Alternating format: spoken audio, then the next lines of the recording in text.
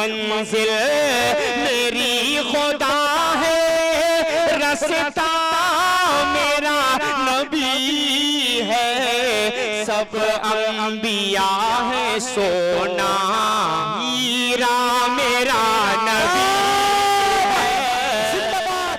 آئیے سامعین حضرات، اب میں بلا تاخیر و تمہید مدرسۃ الاصلاح کے ایک موقر اور معزز استاد، پیکر علم و مروت، پیکر زہد و ورع اور مقبول شخصیت، معتبر شخصیت، میری مراد اس سے جناب عمر اسلم اصلاحی صاحب ہیں۔ میں حضرت سے بڑے ہی ادب سے درخواست کرتا ہوں حضرت تشریف لائیں اور سامعین کو اپنے بیان سے محظوظ فرمائیں، مستفیض فرمائیں۔ حضرت تشریف لائیں۔ السلام علیکم ورحمۃ اللہ وبرکاتہ۔ وعلیکم السلام وبرکاتہ۔ الحمدللہ رب العالمین والعاقبۃ للمتقین والصلاة والسلام علی سید المرسلین محمد الامین وعلی آلہ وصحبہ اجمعین، اما بعد۔ قال اللہ تبارک و تعالی فی القرآن المجید: اعوذ باللہ من الشیطان الرجیم، بسم اللہ الرحمن الرحیم، اعبدوا اللہ ولا تشرکوا بہ شیئا وبالوالدین احسانا وبذی القربى والیتامى والمساکین والجار ذی القربى والجار الجنب والصاحب بالجنب وابن السبیل وما ملکت ایمانکم ان اللہ لا يحب من کان مختالا فخورا۔ محترم ناظم اجلاس، اسٹیج پر جلوہ افروز علماء کرام اور شعراء عظام، میرے سامنے بیٹھے ہوئے میرے بھائیوں، بزرگوں اور عزیزوں، اور اگر میری آواز پہنچ رہی ہے گھروں تک تو میری عفت مآب ماؤں، بہنوں اور بیٹیوں، ہم سب کو اللہ کا شکر ادا کرنا چاہیے کہ اس نے ہمیں ایمان کی توفیق دی اور بغیر کسی محنت اور قربانی کے گھر بیٹھے بٹھائے اسلام کی دولت سے نوازا، ورنہ تاریخ پر نگاہ ڈالیں تو اس اسلام کو پانے کے لیے لوگوں نے بڑی قربانیاں دی ہیں۔ نسلوں کی نسلیں ختم ہو گئی ہیں، خاندان کا خاندان مٹ گیا ہے، جان اور مال کی قربانی دینی پڑی ہے، گھر بار چھوڑنا پڑا ہے، ہجرت کرنی پڑی ہے، کئی جنگیں لڑنی پڑی ہیں، فاقہ کرنا پڑا ہے، اور نہایت سنگین حالات کا سامنا کرنے کے بعد اسلام کی دولت ملی ہے۔ ہمیں اللہ کا شکر ادا کرنا چاہیے کہ کوئی قربانی نہیں دینی پڑی۔ ایک مسلم گھرانے میں آنکھیں کھولی پیدا ہوئے اور مسلمان ہو گئے۔ البتہ ہمیں اور آپ کو سب کو اپنے اسلام کا جائزہ ضرور لیتے رہنا چاہیے کہ آیا ہمارے پاس جو اسلام ہے یہ وہی ہے جس اسلام کا ہم سے مطالبہ کیا گیا ہے، یا اس سے ہلکا آدھا ادھورا اسلام ہے؟ اگر اس سے ہلکا آدھا ادھورا اسلام ہے تو ہم نقصان میں ہیں، گھاٹے میں ہیں، اور اگر ہمارے پاس وہی اسلام ہے جس اسلام کے لیے قربانیاں ہمارے بزرگوں نے دی تھیں اور جس اسلام کو سینے سے لگایا تھا، जिस इस्लाम पर चलने की वजह से उन्हें रज़ी अल्लाह अन्हुम का खिताब मिला था, वही इस्लाम हमारे पास है। इसका जायजा लेना चाहिए। मैं इस वक्त आपके सामने आईना रखना चाहता हूं, क्योंकि आईना चेहरे का साफ साफ पता देता है। वो बता देता है कि हमारा चेहरा कैसा है। हमारी दाढ़ी के बाल ठीक हैं या बिखरे हुए, चेहरा साफ है या उस पर कुछ लगा हुआ है, आंखों में कीचड़ है या साफ है, ये सब देखने के लिए हम लोग आईना का सामना करते हैं और आईना जो बताता है उसे तस्लीम कर लेते हैं, क्योंकि आईना झूठ नहीं बोलता। वही कुछ बताता है जो हमारे चेहरे पर होता है। तो आइए मैं आज आपको कुरान मजीद की आयत और नबी करीम सल्लल्लाहु अलैहि वसल्लम की अहादीस मुबारका की सूरत में एक आईना रखूं और उस आईने में आप भी अपना चेहरा देखें, मैं भी अपना चेहरा देखूं।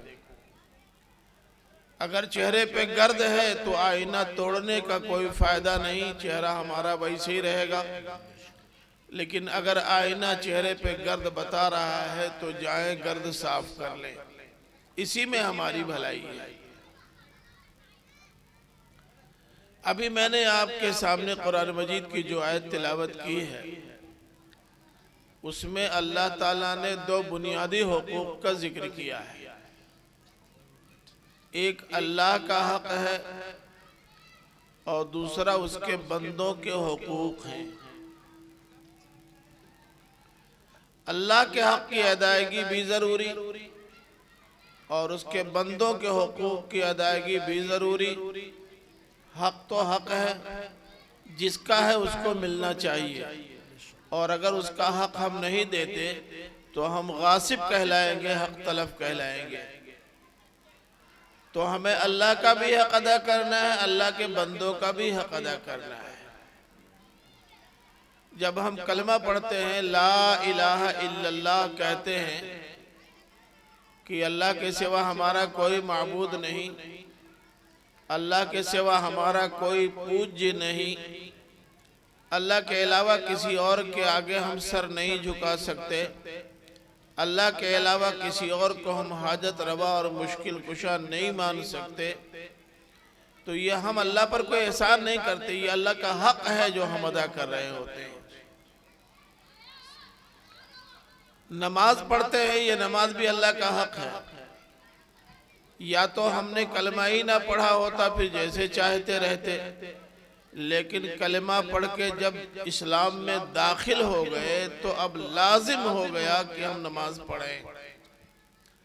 अगर नमाज पढ़ते हैं तो अल्लाह का हक अदा करते हैं, नमाज नहीं पढ़ते तो अल्लाह का हक मारते हैं, और हक मारने वाला कभी भी बख्शा नहीं जाएगा, छोड़ा नहीं जाएगा। अल्लाह के बहुत सारे हुकूक हैं, लेकिन इस वक्त मैं अल्लाह के हुकूक पर कोई तफसीली गुफ्तगू नहीं करना चाहता। उसकी बुनियादी वजह यह है कि अल्लाह ताला इस दुनिया में भी हमसे मोहब्बत करता है और आखिरत में भी मोहब्बत करेगा। अल्लाह ताला यहाँ भी अरहमुर राहिमीन है और वहाँ भी अरहमुर राहिमीन रहेगा। कुरान मजीद में मुतअद्दिद आयात से ये मालूम होता है कि अल्लाह की रहमत कभी ख़त्म नहीं होगी। नबी करीम सल्लल्लाहु अलैहि वसल्लम ने भी मुतअद्दिद मौक़ों पर फरमाया है कि अल्लाह ताला अपने बंदों पर रहम फरमाएगा। तो जो यहाँ भी रहीम है वहाँ भी रहीम होगा, जो यहाँ भी करम कर रहा है वहाँ भी करम करेगा, जिसको यहाँ भी हमसे मोहब्बत है वहाँ भी मोहब्बत होगी। उसके ताल्लुक से अगर हम थोड़ी देर के लिए ये सोच लें कि अगर उसके हक की अदायगी में कुछ कोताही हो गई तो शायद वो माफ़ कर दे, क्योंकि उसको मोहब्बत जिस तरह यहाँ हमसे है वैसे वहाँ भी रहेगी। इसका इम्कान है।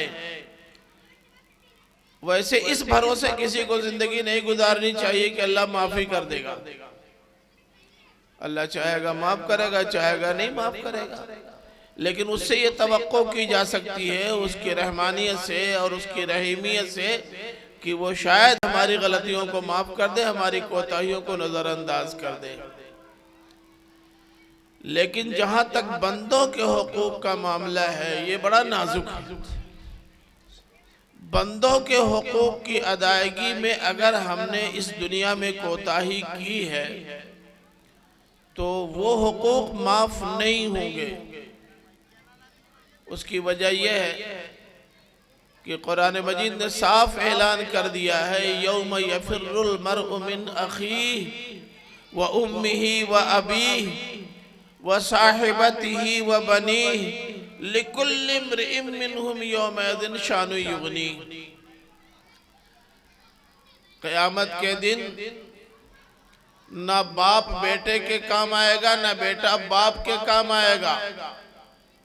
वो बाप जो बेटे के लिए हर तरह की कुर्बानी इस दुनिया में देता है, अगर उसकी गाड़ी फंसे और उसका बेटा अपनी नेकियों की वजह से पार हो जाए और बेटा देखे कि अब्बू जान सामने खड़े हैं, मुसीबत में हैं, उनको कुछ मदद की जरूरत है, तो वही बेटा कवा काट जाएगा, सामने नहीं आएगा कि कहीं कुछ मांग न दे। यही हाल बाप का भी होगा कि अगर उसका मसला हल हो और बेटा फंसा हुआ हो तो वो बाप जो बेटे को मुसीबत में देख के तड़प जाता है, वहां मुसीबत में देखकर बेटे को उससे भागेगा, उसके करीब नहीं आएगा, कुछ मांग न दे। यही हाल शौहर का भी होगा बीवी के ताल्लुक से, और बीवी का हाल होगा शौहर के ताल्लुक से। यकीनन आएगा वो दिन कि जब महशर बपा होगा, वहां ना बाप बेटे का, न बेटा बाप का होगा, न हमशीरा बिरादर की, न ज़ौजा होगी शौहर की। वहां दहशत के मारे भाई से भाई जुदा होगा। ये एक अमर वाक़या है। कुरान मजीद में अल्लाह ताला ने साफ ऐलान कर दिया है। नबी करीम सल्लल्लाहु अलैहि वसल्लम ने अपनी बेटी, महबूब बेटी फातिमा से खिताब करते हुए फरमाया कि बेटी फातिमा, अमल करो, तुम्हारा अमल ही तुम्हारे काम आएगा। तुम्हारे लिए ये निस्बत कि तुम्हारा बाप अल्लाह का रसूल है काम नहीं देगी। अगर तुम्हारे आमाल जन्नत में ले जाने वाले नहीं होंगे। हजरत नूह और हजरत लूत अलैहिस्सलाम अल्लाह के नबी और रसूल गुजरे हैं। ये बड़े बड़े रसूल हैं, छोटे नहीं। इन दोनों की बीवियां निहायत नालायक थीं। कुरान का ऐलान है कि ये दोनों अपनी इन बीवियों के काम नहीं आएंगे।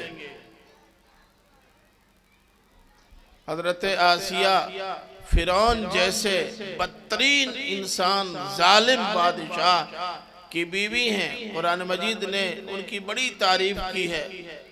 नबी करीम सल्लल्लाहु अलैहि वसल्लम ने कई मौक़ों पर उनकी बड़ी तारीफ की है। लेकिन हजरत आसिया ने तो कहा भी है, अपने रब से दरख्वास्त की थी कि ए मेरे रब, इस बदमाश के पास रहते रहते पक गई हूँ, अब मेरे लिए जन्नत में घर बना दे, बस अब यहाँ से आना चाहती हूँ। अल्लाह ताला ने बाकायदा उसे नकल किया है ये बताने के लिए कि आसिया जन्नत में जाएगी, लेकिन आसिया अपने शौहर को जन्नत में नहीं ले जा सकती। तो लोगों के अपने आमाल उनको जन्नत में ले जाएंगे। वो किसी के सहारे जन्नत में जाने का अगर ख्वाब देख रहे हैं तो ख्वाब छोड़ दें, इसका कोई फायदा मिलने वाला नहीं है। अब अगर हमने दुनिया में रहते हुए किसी का भी हक मारा है तो क़यामत के दिन अल्लाह ताला हमारी गिरफ्त करेगा, हम बच नहीं सकते। अल्लाह ने बेटों का हक रखा है, वैसे ही बेटियों का भी हक रखा है। बाप के इंतकाल के बाद भाई पूरी जायदाद पे कब्जा कर लेता है, بیٹیوں کو حصہ نہیں دیتا، مت دو، قیامت کے دن یہ بیٹیاں تم سے حصہ لے کے رہیں گی، چھوڑیں گی نہیں۔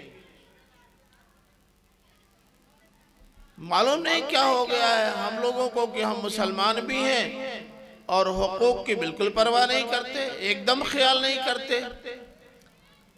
ہماری تمام تر نیکی، ہمارا تمام تر تقوی، اللہ تعالیٰ سے تمام تر ڈر اور خوف، نمازوں کے اہتمام، زیادہ سے زیادہ روزہ رکھنے اور زکوٰۃ کی ادائیگی کے باوجود اگر حقوق اللہ میں کوتاہی ہے تو یہ حقوق معاف نہیں ہوں گے، کسی بھی صورت میں معاف نہیں ہوں گے۔ اس لیے جن کے پاس ان کی بہنوں کے حقوق ہیں وہ جس قدر جلد ممکن ہو دے دیں، اگر نہیں دیں گے تو اللہ تعالیٰ کے ہاں پکڑے جائیں گے، بچ نہیں سکتے۔ اللہ کے رسول صلی اللہ علیہ وسلم کی ایک بڑی مشہور حدیث ہے، مسلم شریف کی ہے، بخاری میں بھی حدیث آئی ہے، تھوڑا الفاظ کا فرق ہے۔ روایت کرنے والے مشہور صحابی رسول اور راوی حدیث حضرت ابو ہریرہ رضی اللہ تعالی عنہ ہیں۔ حضرت ابو ہریرہ رضی اللہ تعالی عنہ فرماتے ہیں کہ قیامت کے دن ایک شخص آئے گا اللہ کے حضور حشر کے میدان میں، اور اس کے پاس نماز کا ذخیرہ ہوگا، روزے کا ذخیرہ ہوگا، زکوٰۃ کا ذخیرہ ہوگا۔ نمازوں، روزوں اور زکوٰۃوں کا ٹریلا لے کے آئے گا، ٹریکٹر نہیں، ٹرالی نہیں، ٹریلا لے کے آئے گا، بہت بڑا ذخیرہ اس کے پاس ہوگا۔ لیکن اس نے کسی کو گالی دی ہوگی، کسی پر تہمت لگائی ہوگی، کسی کا مال ہڑپ کیا ہوگا، کسی سے لڑائی کی ہوگی۔ یہ سب حدیث کے الفاظ ہیں جن کا ترجمہ میں اردو میں کر رہا ہوں۔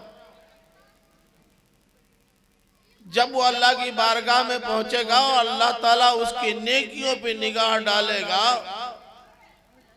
تو وہ خوش ہوگا، مطمئن اور مگن ہوگا کہ اللہ تعالیٰ کی نگاہ ہی ہماری نجات کے لیے کافی ہے۔ اتنے میں موجود لوگوں میں سے کوئی کھڑا ہوگا اور کہے گا، اے اللہ، جس کی نیکیوں کا اتنا بڑا ذخیرہ ہے، جس نے نماز کا بڑا اہتمام کیا، روزہ خوب رکھا، زکوٰۃ خوب دی، اس نے مجھے گالی دی تھی۔ اللہ تعالیٰ پوچھے گا، کیوں میاں؟ گالی جس کو دی گئی تھی اس سے اللہ تعالیٰ کہے گا، بول کیا چاہتا ہے؟ تو کہے گا، اے اللہ، مجھ کو بدلہ چاہیے، اور کیا چاہوں گا؟ اللہ تعالیٰ کہے گا، تب بدلہ لے لے۔ کہا، میں گالی تو نہیں دے سکتا، میں نے جب دنیا میں گالی نہیں دی تو اب کیا گالی دوں گا، کیسے بدلہ لوں؟ تو اللہ تعالیٰ فرمائے گا کہ اس کو گالی سے جتنی اذیت پہنچی ہے اس اذیت کے مقدار اس کی نیکیوں میں سے حصہ نکال کر اسے دے دیا جائے گا، اور وہ اس کی نیکیوں میں سے وہ حصہ چلا جائے گا۔ پھر کوئی کھڑا ہوگا، وہ کہے گا، اے اللہ، میرا بھی حق بنتا ہے کچھ، تمہارا کیا حق ہے بھائی؟ اس نے جھوٹی تہمت مجھ پر لگائی تھی، میرا کسی سے کوئی ناجائز و غلط تعلق نہیں تھا، لیکن اس نے سماج میں میری عزت خاک میں ملا دی، میرے خلاف الزام لگا کر۔ اللہ تعالیٰ اس سے پوچھے گا، کیوں میاں، یہ صحیح کہہ رہا ہے؟ تو کہے گا، ہاں صحیح کہہ رہا ہے۔ کہا تب کیا بتاؤں، اب تو میرے پاس کچھ ہے نہیں۔ تو اللہ تعالیٰ کہے گا کہ اس کی تہمت کی وجہ سے جتنی اذیت اس کو پہنچی ہے اس اذیت کی بھرپائی کے لیے اس کی نیکیوں سے اتنی نیکیاں نکال کر اسے دے دی جائیں، وہ بھی لے جائے گا۔ ایسے ہی جس نے مارا ہوگا وہ بھی کھڑا ہو جائے گا، جس کا خون بہایا ہوگا وہ بھی کھڑا ہو جائے گا، جس کا مال لوٹا ہوا ہوگا، ہڑپ کیا ہوگا، یہ بہن بھی کھڑی ہو جائے گی۔ یہ بہن کھڑی ہوگی کہ اے اللہ، اس نے میرا بھی مال لیا تھا، سگی بہن میرا مال لیا تھا، تو اللہ تعالیٰ اس کی نیکیوں میں سے ان سب کو دیتا چلا جائے گا، یہاں تک کہ نیکیوں کا ذخیرہ ختم ہو جائے گا، لیکن مطالبہ کرنے والے نہیں ختم ہوں گے۔ پھر کوئی کھڑا ہوگا، اے اللہ میرا بھی حق مارا تھا، اب تو کچھ بچا نہیں، اس کو کیا دیں؟ تو اللہ تعالیٰ کہے گا کہ جس کا حق مارا گیا تھا اس کے کچھ گناہ نکال کر اس کے اوپر لاد دیے جائیں، اس کا وہ ٹریلا ختم جس میں نمازیں، روزے اور زکاتیں بھری ہوئی تھی وہ صاف، اور دوسرا ٹریلا کھڑا ہو جائے گا، اس کے اپنے گناہ تو تھے ہی، مزید یہ گناہ اللہ دیتے جائیں گے اور گناہوں کا ذخیرہ ہو جائے گا۔ جب گناہ اتنا زیادہ ہو جائے گا کہ وہ جہنم کے بدترین حصے میں جا سکے، تو اللہ تعالیٰ کا حکم ہوگا کہ اسے لے جاؤ جہنم کے فلاں طبقے میں پھینک دو۔ مسلم شریف کی حدیث ہے، حضرت ابو ہریرہ رضی اللہ تعالیٰ عنہ روایت کرنے والے ہیں۔ اس لیے ہم کو اپنی زبان بھی قابو میں رکھنی چاہیے، کسی کا ناحق خون بہانے سے بچنا چاہیے، کسی پر جھوٹا الزام یا تہمت لگانے سے گریز کرنا چاہیے، کسی سے جھگڑا کرنے سے بچنا چاہیے۔ اگر یہ سارے گناہ ہم نے تمام تننے کی تقوی اور دینداری کے باوجود کیا تو بارگاہ خداوندی میں ہم کو نقصان اٹھانا پڑے گا، دنیا کی کوئی طاقت اس نقصان سے بچا نہیں سکتی۔ انہی حضرت ابو ہریرہ رضی اللہ تعالی عنہ سے روایت ہے، مسند احمد کی حدیث ہے، حضرت ابو ہریرہ رضی اللہ تعالی عنہ فرماتے ہیں کہ ایک بار ہم لوگ اللہ کے رسول صلی اللہ علیہ وسلم کی خدمت میں بیٹھے ہوئے تھے، اتنے میں ایک آدمی آیا اور اس نے کہا کہ یا رسول اللہ ان فلانتن تذکرو، اے اللہ کے رسول ایک عورت ہے اس کا سماج میں بڑا چرچا ہے، بکثرت صلاتها وصیامها فصدقتها، اے اللہ کے رسول ایک عورت کا سماج میں بڑا چرچا ہے، بڑی نمازی ہے، بڑی روزے دار ہے، بہت خرچ کرتی ہے اللہ کی راہ میں، زکوٰۃ تو ایسا دیتی ہے کہ لوگوں کو رشک آتا ہے۔ کہا تب کیا بتاؤں، ولیکن تُؤْذِي بِلِسَانِهَا جِيرَانَهَا، بس اتنا عیب ہے کہ وہ اپنی زبان سے پڑوسیوں کو تکلیف دیتی ہے، جو جی میں آتا، بڑی لڑاکا ہے، پاس پڑوس والے تنگ رہتے، جدھر منہ اٹھا دے دو چار گالی دے دیتی ہے، پورے پڑوسی دائیں بائیں آگے پیچھے سب اس سے تنگ ہیں، پریشان ہیں۔ نماز بہت پڑھتی ہے، نوافل ادا کرتی ہے، روزے تو ہر ہفتے 2-4 رکھ لیتی ہے، اور زکوٰۃ اتنا دیتی ہے کہ اس کے پاس مال نہیں بچتا۔ بس یہی ایک کمزوری ہے کہ پڑوسیوں کو یہ ہمیشہ اذیت دیتی رہتی ہے، تکلیف دیتی رہتی ہے اپنی زبان سے۔ نبی کریم صلی اللہ علیہ وسلم نے اتنا سنتے ہی فوراً فرمایا ہِیَ فِی النار، جہنمی ہے۔ کچھ دیر کے بعد حضرت ابو ہریرہ فرماتے ہیں کہ وہی آدمی پھر بولا، ان فلانتن تذکر، یا رسول اللہ بقلت صلاتها وصیامها فصدقتها، اے اللہ کے رسول ایک عورت اور ہے، سماج میں وہ بھی بہت مشہور ہے، مگر وہ مشہور ہے دینداری میں کمی کی وجہ سے، ارے بس فرض نماز پڑھ لیتی ہے اور مطلب نہیں رہتا، روزہ رکھتی ہے مگر صرف رمضان کے روزے رکھتی ہے، باقی کبھی کیا مجال کی جاڑے میں بھی، اور وہ بھی 25 دسمبر کو بھی روزہ رکھ لے، بھلا کیا مجال کہ اس تاریخ کو بھی روزہ رکھ، چھوٹا دن ہے نا، نہیں رکھتی، بس رمضان کے روزے رکھ لیتی کافی ہے۔ اور زکوٰۃ تو بس جتنا بنتا ہے 1 پیسہ اس سے زیادہ نہیں دیتی۔ مطلب یہ کہ عبادت میں کنجوس کی حیثیت سے بڑی شہرت ہے اس کی، کنجوس، عبادت میں کنجوس۔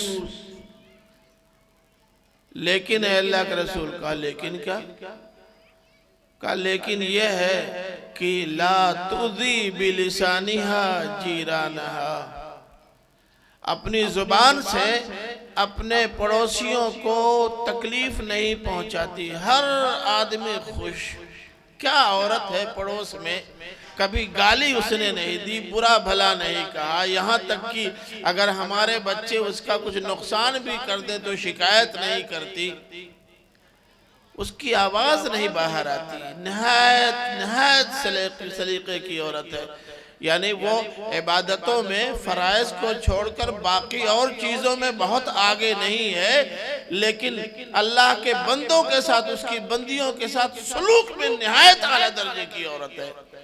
نبی کریم صلی اللہ علیہ وسلم نے فوراً فرمایا ہی فی الجنہ، وہ جنتی ہے، وہ جنت میں جائے گی۔ ہم لوگ اس پہلو پہ نگاہ نہیں ڈالتے۔ نمازوں کا اہتمام کیجئے، خوب کیجئے، فرائض ادا کرنے کے بعد نوافل پڑھیے گا تو جنت میں درجات میں بلندی آئے گی اور اعلیٰ درجے کی جنت میں جائیں گے۔ روزہ رمضان کے علاوہ بھی رکھیں تو اور بھی ترقی ہوگی درجات میں، زکوٰۃ کے علاوہ صدقات وغیرہ بھی دیتے رہیں تو اور ترقی ہوگی۔ یہ سب کام کرنے چاہیے، لیکن سارا فوکس اس پر ہو اور بندوں کے حقوق کے تعلق سے بالکل لاپرواہ ہوں۔ اگر ایسا کیا تو آخرت میں ایسی گرفت ہوگی کہ بچ سکنے کی کوئی گنجائش نہیں ہوگی۔ اس پڑوسی کی بڑی حیثیت اور بڑی اہمیت ہے، ہم نہیں سمجھتے۔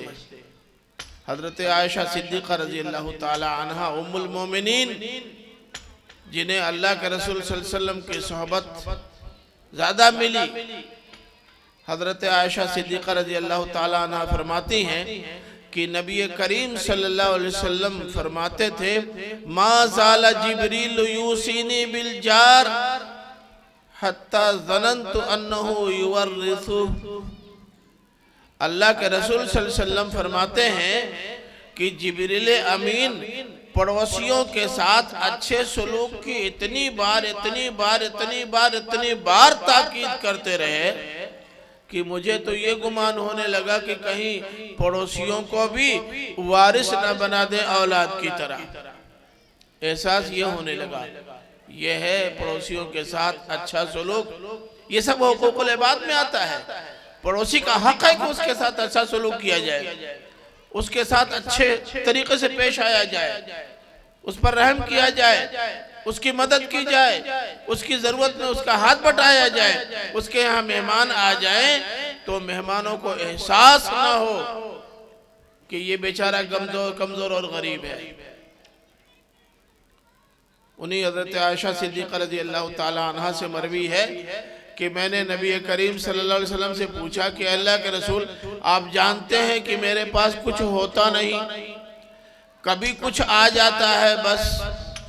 اب یہی دیکھیے کہ 1 مہینے سے اوپر ہو گیا ہمارے گھر میں چولہا نہیں جلا ہے۔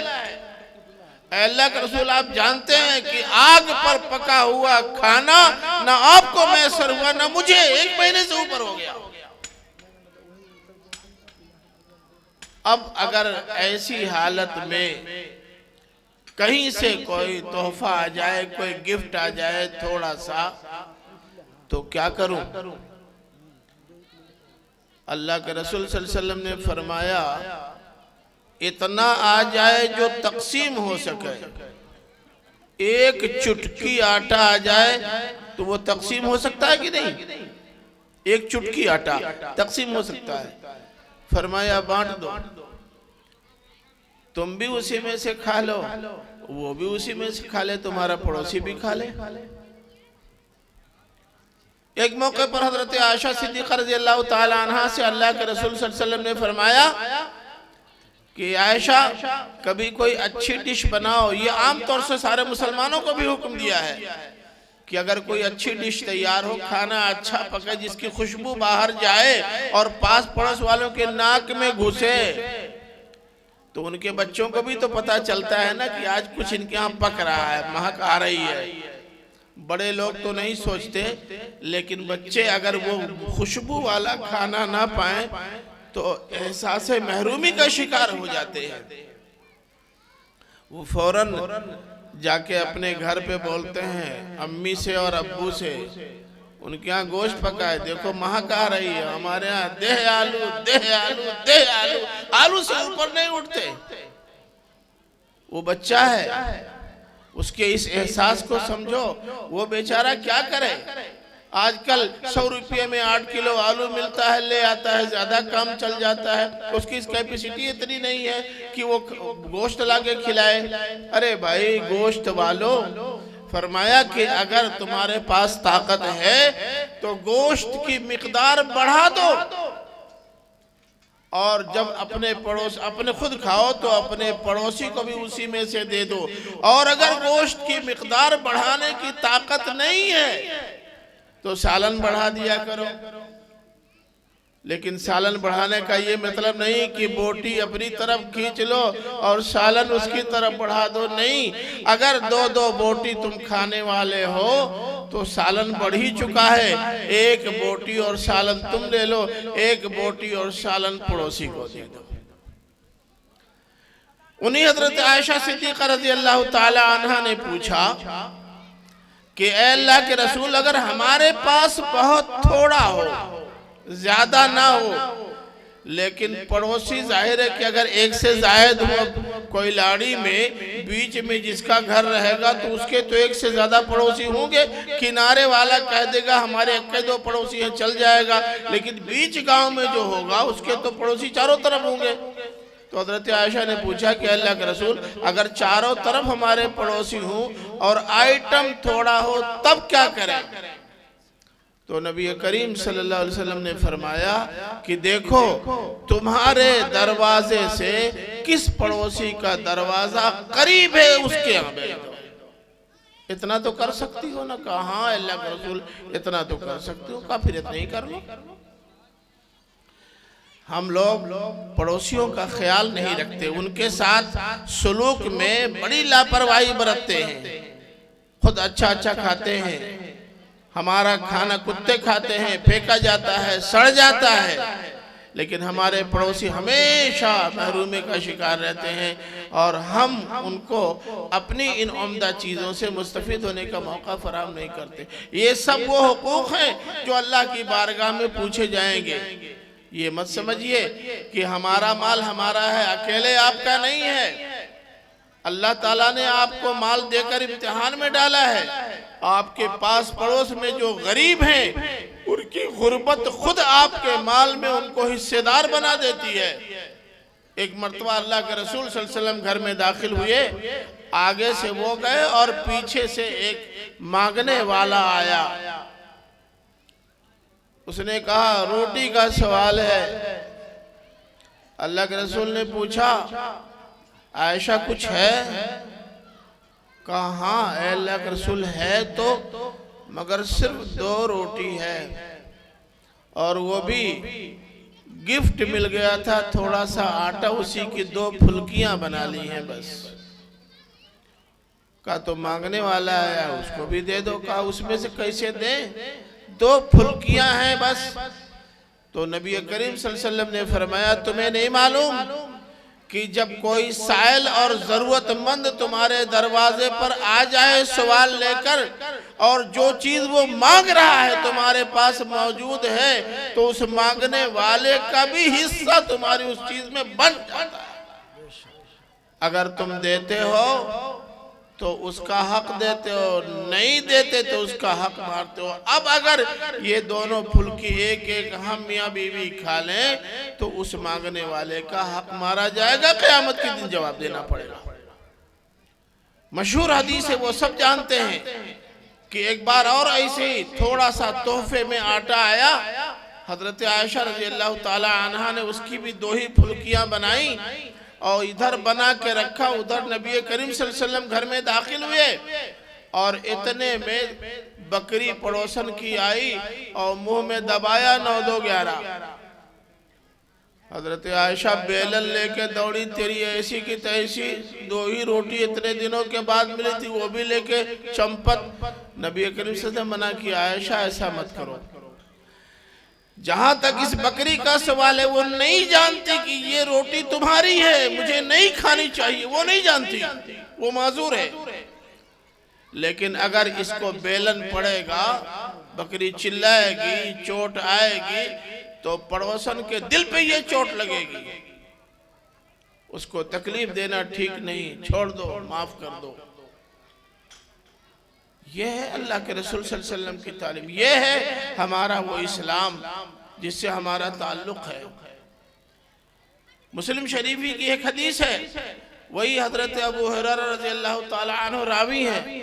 حضرت ابو ہریرہ رضی اللہ تعالیٰ عنہ فرماتے ہیں کہ اللہ تعالیٰ قیامت کے روز پوچھے گا اپنے اس بندے سے جو خود کو مومن کہتا ہے، وہ پوچھے گا میرے بندے کیا لائے ہو؟ اے اللہ نماز لایا ہوں، زکوٰۃ لایا ہوں، روزہ لایا ہوں، بہت کچھ لایا ہوں، تلاوت لے کے آیا ہوں، عمرہ کرنے گیا تھا لے کے آیا ہوں، حج کرنے گیا تھا لے کے آیا ہوں، بہت کچھ لے کے آیا ہوں۔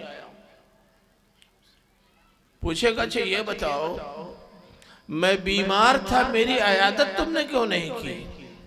ایک حدیث میں عیادت والی بات پہلے ہے اور دوسری حدیث میں عیادت والی بات پیچھے ہے، مگر یہ ہے اللہ تعالیٰ پوچھے گا میں بیمار تھا، میری عیادت کیوں نہیں کی؟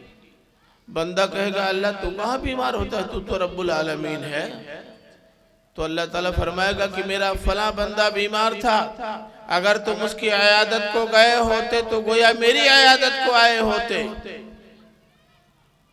میرا فلاں بندہ، تم نے مجھے کھانا کیوں نہیں کھلایا؟ بندہ پھر کہے گا اللہ تو کہاں کھانا کھاتا ہے؟ کہا میں نہیں کھاتا، لیکن میرا فلاں بندہ کھانا کھاتا ہے، کھانا نہ پانے کی وجہ سے بھوکا تھا، تم نے اسے کھانا کیوں نہیں کھلایا؟ اسے کھلایا ہوتا تو گویا مجھے کھلایا ہوتا۔ ایسی پانی کے سلسلے میں بھی پوچھے گا۔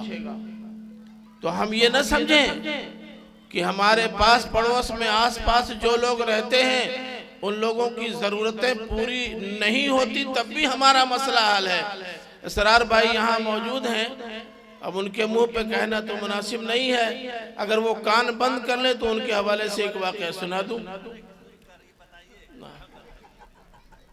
لاک ڈاؤن میں 2 موٹر سائیکل والے آئے، وہ جو بستی سرائمیر کے پچھم نہر پر جو چھوٹی سی بستی کی بسی ہوئی ہے، نہر کے پاس، وہاں سے 2 آدمی آئے اور میرے گھر کے پاس رکے حسن پور میں، پھر آگے بڑھ گئے۔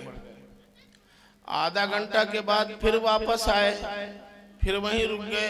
میں نکلا، میں نے کہا بھائی خیریت، کسی کو تلاش کر رہے ہیں آپ؟